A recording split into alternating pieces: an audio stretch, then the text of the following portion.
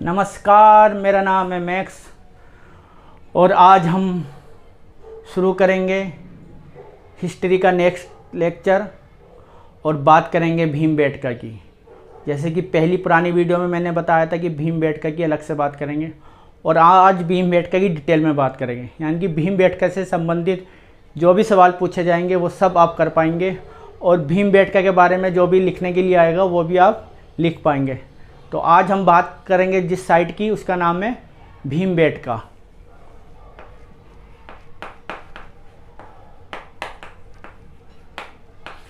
नाम से ऐसा लगता है कि भीम के बैठने की जगह हो या भीम से संबंधित हो, महाभारत के भीम से कुछ संबंध हो, उसके नाम पे इनका नाम भीमबेटका पड़ा हो। तो इस भीमबेटका की हम थोड़ी जान लेते हैं कि कैसे हमें पता चला कि यहाँ पर रॉक पेंटिंग हुई है और किस काल की हुई है। तो 1957 में एक आदमी हुए बी.एस. बांकर साहब जब भोपाल से इटारसी जा रहे थे तो उन्हें ये दिखाई दी और वो रेलवे उससे उतरे और फिर उन्हें पता चला कि ये तो रॉक शेल्टर से और यहाँ रॉक पेंटिंग हुई है। ये भोपाल से 45 किलोमीटर की दूरी पे है भीमबेटका साइट। फिर उसके बाद आए दूसरे जिन्होंने इस रॉक पेंटिंग का अध्ययन किया है 1974 में।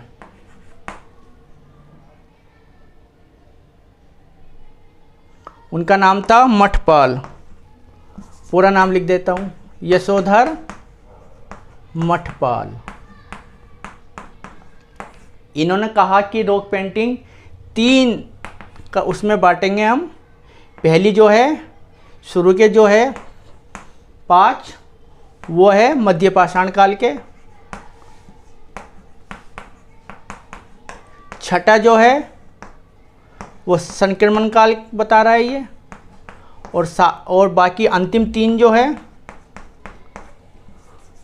अंतिम 3 वो ऐतिहासिक है। इसके बाद फिर आते हैं अर्विन न्यूमर 1983 में, वो भी इसका अध्ययन करते हैं। अर्विन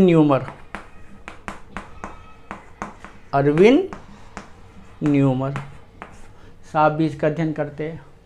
अब देखिए भीमबेटका की हम बात कर रहा है शैल चित्र की, रॉक पेंटिंग की। तो रॉक पेंटिंग में हमें ज़रूरत क्या पड़ती है, पेंटिंग करने में हमें ज़रूरत क्या होती है, रंगों की। तो वो भी रंग इस्तेमाल कर रहे होंगे। हमें ज़रूरत पड़ेगी ब्रश की, तो ब्रश वो भी इस्तेमाल कर रहे होंगे।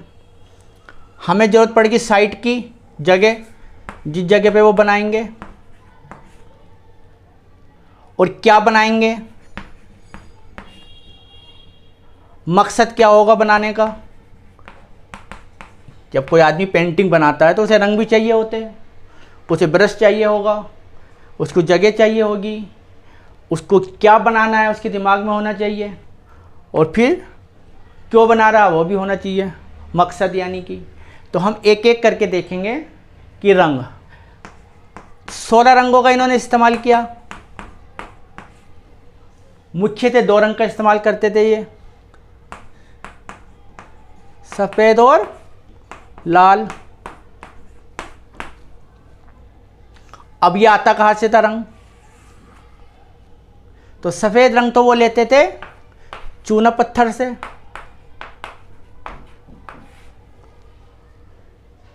और लाल रंग वो ले रहा है लोह ऑक्साइड से।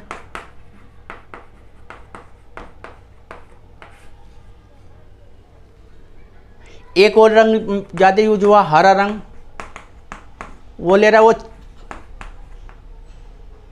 चेल्सडनी से, जिससे उन्होंने औजार बनाए थे, उसके रंग ले रहा है।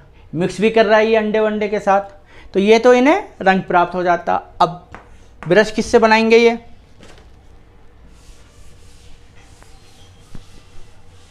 अब ये ब्रश किससे बनाएंगे, ये ब्रश बनाएंगे जानवर के फरों से।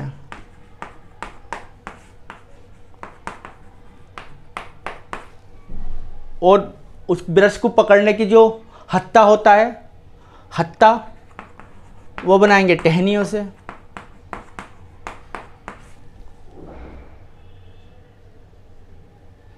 और जगह रॉक शेल्टर से, जहाँ पर ये आश्रय लेते थे। अपर पैलियोलिथिक से पहली बार इसका साक्ष्य मिलता है और मेसोलिथिक में ये सब रॉक पेंटिंग की जा रही है। तो रॉक शेल्टर्स, कितने रॉक शेल्टर्स है? 642, और पेंटिंग हो रही है इसमें 400 में। 642 रॉक शेल्टर्स में से ये 400 में पेंटिंग कर रहा है। क्या पेंटिंग कर रहा है ये जानवरों की पेंटिंग कर रहा है। जानवरों को की अकेले भी पेंटिंग कर रहा है ये, उनके ग्रुप में भी पेंटिंग कर रहा है ये, बहुत सारे जानवरों की एक साथ। जानवरों का शिकार करते हुए भी पेंटिंग कर रहा है।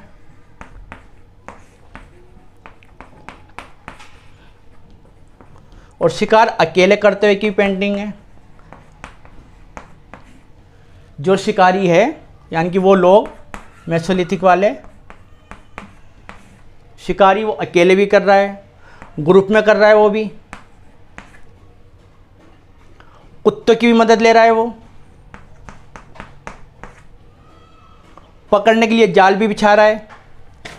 शिकारी जो है, जाल भी, उनके पास भाला भी है, धनुष भी है, लाठी भी है। इन सब का भी वो पेंटिंग में दिखा रहा है भीमबेटका के अंदर, कि हम किन से शिकार कर रहा है, कैसे शिकार कर रहा है, किस जानवर का शिकार कर रहा है, जानवर को अकेले मार रहा है, बहुत सारे जानवरों को एक साथ मार रहा है, अकेले जा रहा है, टोलियों में जा रहा है, ग्रुप में जा रहा है, सपोर्ट हमें कौन सा एनिमल दे रहा है, वो सब इन्होंने दिखाया। जानवर को भी दिखाया है इन्होंने जिनका ये शिकार करते थे। हिरन दिखाई है इन्होंने, हाथी दिखाया है, बारहसिंगा भी दिखाया है, गेंडा भी दिखाया है, इत्यादि। ये सब जानवर दिखा रहा है। 29 जानवर इन्होंने दिखाए अलग अलग टाइप के। कुछ रियल होंगे, कुछ प्रतीकात्मक दिखाए। जैसे एक सुअर दिखाया इन्होंने,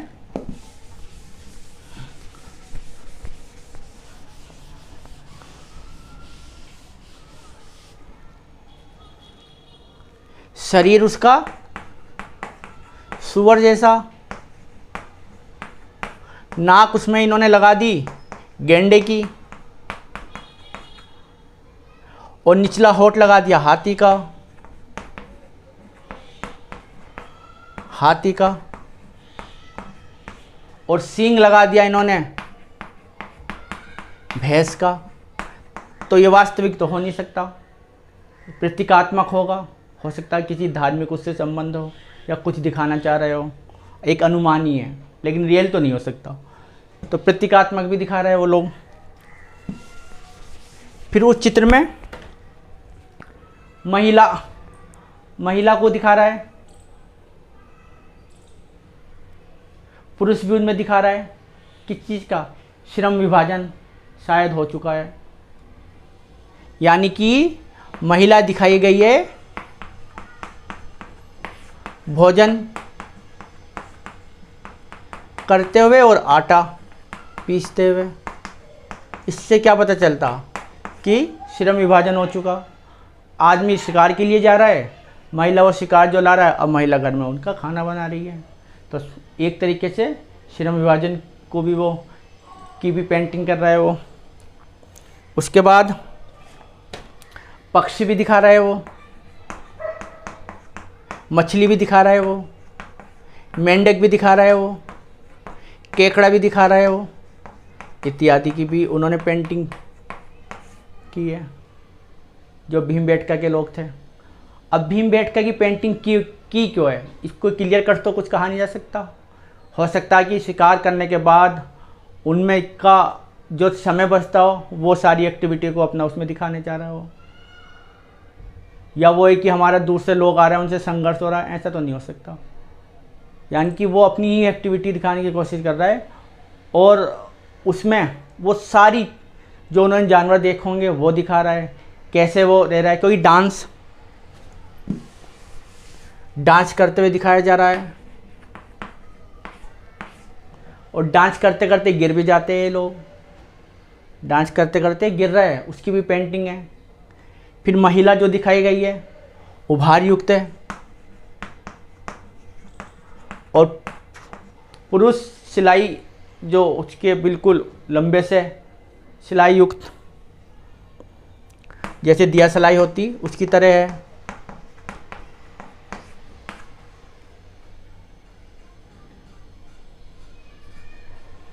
और इसके अंदर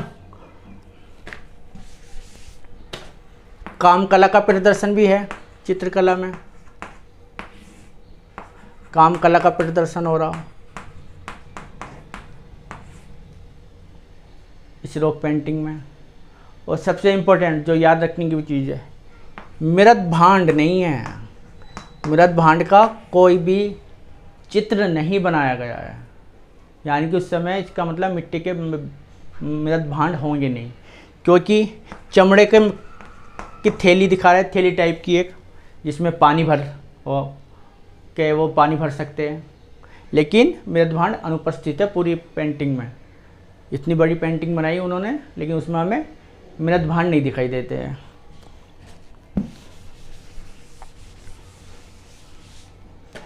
आभूषण पहनी भी औरतें भी है,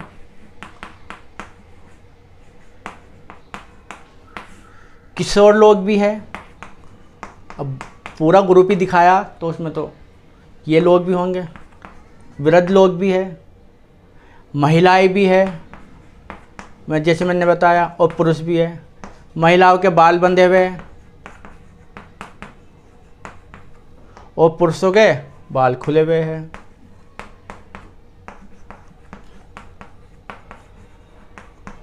खुले हुए बाल है।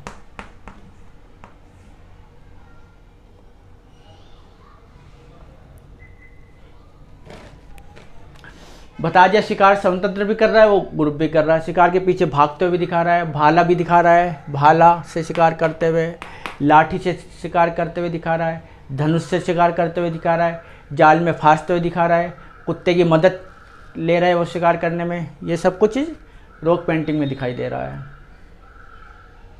तो इस लेक्चर में मैंने कोशिश की है कि भीमबेटका से संबंधित सारी चीज़ें मैं आपको बता दूं, ताकि कुछ भी छूट ना पाए, और इससे संबंधित जो भी सवाल आए वो आप कर पाए, और लिखने को भी आए तो आप इसे लिख पाए। एक छोटा सा ब्रीफ मैं इसका फिर दे दूं। और एक और ख़ास बात है इंडियन पेंटिंग की, उस समय की यूरोप से अगर कंपेयर करें तो हमारी पेंटिंग जो की गई है वो रोशनी में की गई है, और उनकी पेंटिंग जो है वो अंधेरे में की गई है। ये फ़र्क है यूरोप की और इंडियन पेंटिंग में उस समय की। प्री हिस्ट्री पेंटिंग की बात कर रहा हूँ मैं, प्री हिस्ट्री पेंटिंग की। हमारी ऊंचाई पे भी की गई है बहुत। अब ऊंचाई पे सपोर्ट क्या लिया ये कुछ अनुमान ही नहीं है, कुछ पता नहीं चल रहा, लेकिन इतनी ऊंचाई पे बिना सपोर्ट के करना मुश्किल है जहाँ इन्होंने पेंटिंग की है भीमबेटका वालों ने। एक ये फ़र्क आ जाए। तो आज था ये हमारा लेक्चर भीमबेटका के बारे में। भीमबेटका एक रॉक पेंटिंग के लिए फेमस है, और ये भी बता दूं कि इसको यूनेस्को ने वर्ल्ड हेरिटेज साइट भी डिक्लेयर किया है। अब देखिए ये कितने, मतलब जब हिमयुग ख़त्म हो रहा है 10,000 BC अपर पैलियोलिथिक से, और मेसोलिथिक और हिस्टोरिकल तक भी ये मौजूद है, लेकिन मेसोलिथिक की ये पेंटिंग देखिए कितनी पुरानी है और आज तक भी मौजूद है। तो आज मैंने भीमबेटका के बारे में आपको शुरू से लेके कलर का इस्तेमाल, शिकार कैसे कर रहा है, शिकार में क्या यूज़ कर रहा है, किन किन जानवरों का शिकार कर रहा है, कितनी रॉक शेल्टर्स में से कितनी रॉक शेल्टिंग में कितने पे उन्होंने पेंटिंग कर रखी, किन किन कलर का वो इस्तेमाल कर रहे थे, कलर वो कैसे बनाते थे, सिंगल जानवर को मार रहा है, ग्रुप में ही मार रहा है, अकेले भी शिकार कर रहा है, जानवर साथ ग्रुप में भी शिकार कर रहा है, कुत्ते की हेल्प भी ले रहा है वो शिकार करते हुए, जाल भी बिछा रहा है, डांस भी कर रहा है, डांस भी के गिर भी रहे, कुछ पी भी रहे। तो ये सब कुछ आज डिस्कस किया गया है, और इतना डिस्कस किया गया कि मुझे उम्मीद है कि भीमबेटका के बारे में जो भी सवाल आएगा वो अब आपसे बचकर नहीं जाएगा, और लिखने को भी आएगा तो आप आराम से लिख सकते हैं। इस लेक्चर को आप बार बार रिपीट करके देखिए, ये बहुत काम का लेक्चर है, और मैं उम्मीद करता हूँ ये लेक्चर आप सबको पसंद आएगा। और ये लेक्चर देखने के लिए धन्यवाद। मेरी वीडियो अगर आपको पसंद आए तो इसे लाइक, शेयर और सब्सक्राइब जरूर कीजिएगा। फिर मिलते हैं बहुत जल्द किसी दूसरी वीडियो में। जब तक के लिए अपना ध्यान रखिएगा। धन्यवाद।